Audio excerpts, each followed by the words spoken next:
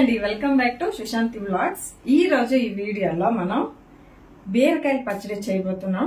So ఎలా చేసేదాన్ని ఇప్పుడు వీడియో కంటిన్యూ చేద్దామా. నా చిన్నతనంలో ఎండాకాలం మనకి కూరగాయలు అనేవి దొరికేవి కాదండి, ఎప్పుడో బీరకాయలు ఇలా దొరికేవి. ఆ బీరకాయ దొరికేటప్పుడు మా అమ్మ బీరకాయ పచ్చడి, అరటికాయ పచ్చడి, వేరుశనగపప్పు పచ్చడి, కొబ్బరికాయ పచ్చడి చేసేవాళ్ళము. అప్పుడేంటంటే మిక్సీ గ్రైండర్ లేదు. మా అమ్మ కొంచెం ఫ్రై చేశాక రుబ్బుకొని రమ్మని ఇచ్చేవారు. నేను సన్నిగొడ్డలో నూరుకొని వచ్చి అక్కడే సగం ఖాళీ చేసుకుని వచ్చేసేదాన్ని. నాకు అంత ఇష్టం. ఇప్పుడు మాతో మా అమ్మ లేరండి. మా అమ్మ చేసిన వంటలు చేసినప్పుడంతా మా అమ్మ గుర్తుకొస్తుంటారు.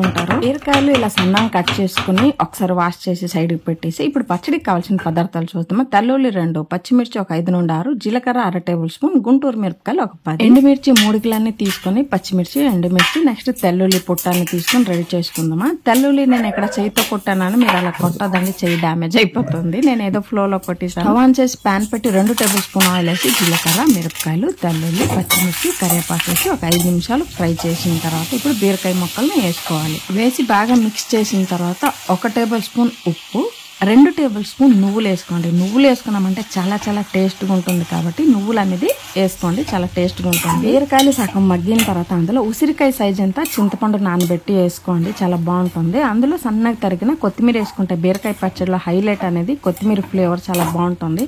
ఇలా లో ఫ్లేమ్లో ఇప్పుడు కలుపుకున్న తర్వాత ఈ కలర్ వచ్చిన తర్వాత మనం స్టవ్ ఆఫ్ చేసి చల్లగా అయిన తర్వాత మిక్సీ జార్లో వేసి నీరు వేయకుండా ఇలాగా గ్రైండ్ చేసుకుని రావాలి. బీరకాయ పచ్చడి అంటే ఇలా గట్టిగా ఉండాలి. ఇప్పుడు స్టవ్ ఆన్ చేసి ప్యాన్ పెట్టి ఒక 2 టేబుల్ స్పూన్ ఆయిల్ వేసి ఆవాలు 1/2 టేబుల్ స్పూన్, జీలకర్ర 1/2 టేబుల్ స్పూన్, శనగపప్పు 1/2 టేబుల్ స్పూన్, మినపప్పు 1/2 టేబుల్ స్పూన్ వేసి ఇంగు ఒక 1/2 టేబుల్ స్పూన్ వేసుకోవాలండి.